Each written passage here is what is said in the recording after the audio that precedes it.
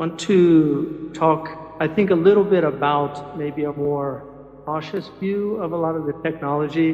And one of the interesting things about this technology is that it's captivated our lives in ways that certainly our parents and grandparents would not have been captivated by it, I think. But in Plato's dialogue, Phaedrus, he lets us in on a conversation between Thuth and the inventor of the pen, and Thamus the king, who, when the inventor presents his invention, he tells the king that, oh, this is an extraordinary new technology. It's going to do wonders. It's going to enable human beings to preserve their knowledge. Well, the king tells him it's not for the inventor to tell us what the benefit of the invention is, but for others who are going to look at the invention to tell. And the king tells him that it's quite the opposite of what you think, that the introduction of the pen is going to cause the loss of knowledge and not the preservation of knowledge, because people will no longer rely on their memories, that knowledge won't come from inside of themselves, but from outside of themselves.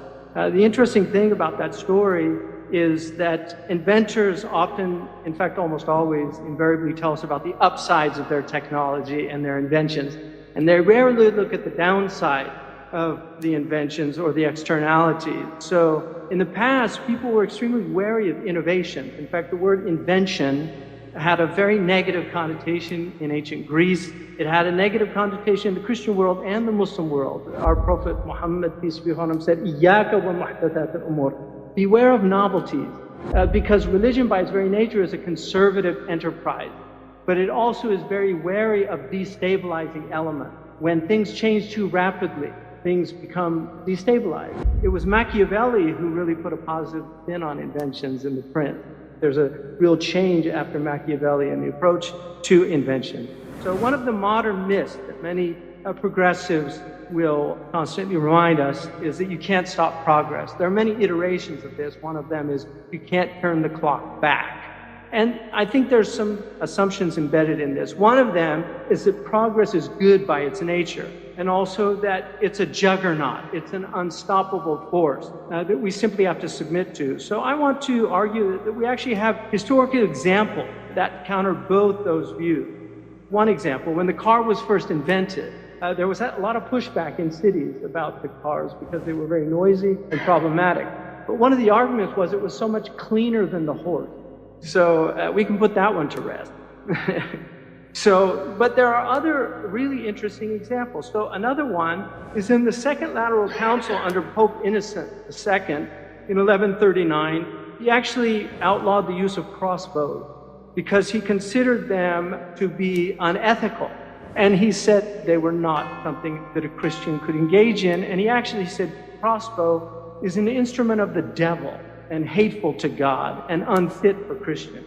So part of what makes that technology so odious was that it could take a peasant who could learn to use it in a week, and he could destroy an armored knight, because a crossbow could actually penetrate the armor. And this knight, who took 10 years to master his martial arts, would simply be killed at the hand of this peasant. In 1589, an inventor in England, William Lee, attempted to convince Queen Elizabeth to support a knitting machine that would replace hand knitting. Lord Hudson asked the Queen to grant Lee a patent and to use crown money to invest in a factory to produce the machine. The Queen refused, saying, "My lord, I have too much love for my poor people who obtain their bread by knitting to give money to forward an invention which will tend to their ruin by depriving them of employment." In his remarkable book, Giving Up the Gun, Noel Perrin shows us that the Japanese, at the time in the 17th century, comprised one of the most advanced pre-modern societies on earth. The Japanese were actually, once the gun was introduced in Japan in 1543, they became the finest producers and mass producers of the musket. They actually developed a musket that was also waterproof, which was one of the main problems in Europe, using muskets in warfare.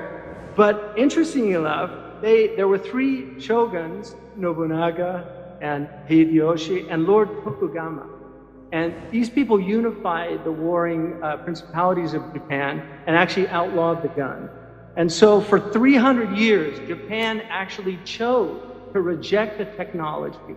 This is a really important historical example of where a society decided, and part of the reason for the decision was, again, they saw that it was one, a cruel way of killing people, but another, that a samurai who spent 20 years mastering the martial arts could be killed by a peasant with a musket. Another really interesting example is in the Ottoman Empire, for almost 300 years, they chose not to use the Gutenberg printing press of movable print. One of the myths is they did it because they were worried about knowledge coming in to the Ottoman Empire, which is actually not true. The main reason why they did not use the printing press is there were tens of thousands of scribes that would have lost their jobs because of this. And I think this is an aspect that we really don't think about when we think about AI. Another really important thing to think about is the wise ancient Greek had the engineer, Hephaestus, was actually crippled. And his enemy was Athena, the goddess of wisdom. The reason that Hephaestus, I think, was crippled is because technologies tend to cripple us. We're all using the crutches of technology now. And each time we adopt a new technology, we lose something of our autonomy. It becomes a crutch.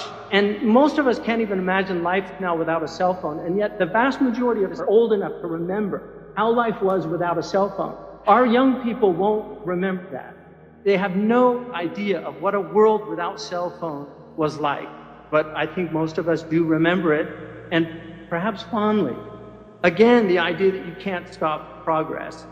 I think it's a very dangerous idea if that progress is harmful. One of the really tragic aspects of modern technology, I think, is the alienating nature of the technology, the distraction of the technology, the fact that we're constantly checking our cell phones, we're constantly being distracted. Well, it's very interesting that Bethlehem, which was the first mental hospital in England, was actually called Bethlehem for the incurably distracted. We forget that distraction in English actually means mentally deranged. Franz Kafka, who I consider actually a formidable theologian, said that evil is whatever distracts. And the great Catholic tradition has acedia as one of the 7 deadly sins, which could be interpreted, sometimes it's translated as sloth, meaning like a spiritual laziness. But it was actually understood by the great church desert fathers as distractibility, this idea of constantly being distracted. And I think this is what a lot of people are suffering from. So we now have a massive mental illness crisis. There are many, many factors to it, but I think one of the real factors is the types of technology that our young people are being exposed to and are growing up with. We have a fentanyl crisis in the United States that's taking about 55,000 lives a year. Marx reminded us when he said that religion was the sigh of the oppressed creatures, the heart of a heartless world, and the soul of soulless condition. It is the opium of the people. In other words, Marx was actually trying to understand why people needed religion. Well, part of the reason was to numb them of the pain of the world, because it's a difficult place to be. If we don't have religion, then opium becomes the opium of people. The Prophet Muhammad, peace be upon him, warned us of the latter days, the antichristic period. One of the things that he told us about the Antichrist, that he would make the sky pour forth rain, he would make the blind see, cure the leopard, he would have mountains of wheat to satiate the poor who would follow him in hopes of gaining that benefit. He said that he would travel in every city in 40 days. They asked him how he would do that. He said, like a wind that leaves behind a cloud. And so I think it's very interesting that we have to really think seriously about where this technology is going. I go to universities, I walk through colleges, I see everybody bent over these machines. Something really has changed in a very short period of time. And change should always be considered with great deliberation. So where we're going, I don't know. But I think we have to think seriously about the dangers of AI, what people are going to do, and then also cui bono, who benefits from artificial intelligence? Who benefits from it? When we eliminate all these jobs, when people get universal income, what are they going to do? How are they going to live? What is the purpose of life?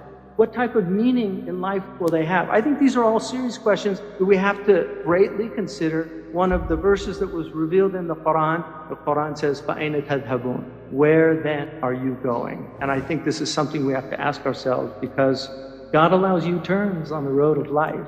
And I think the possibilities of metanoia should be very seriously considered.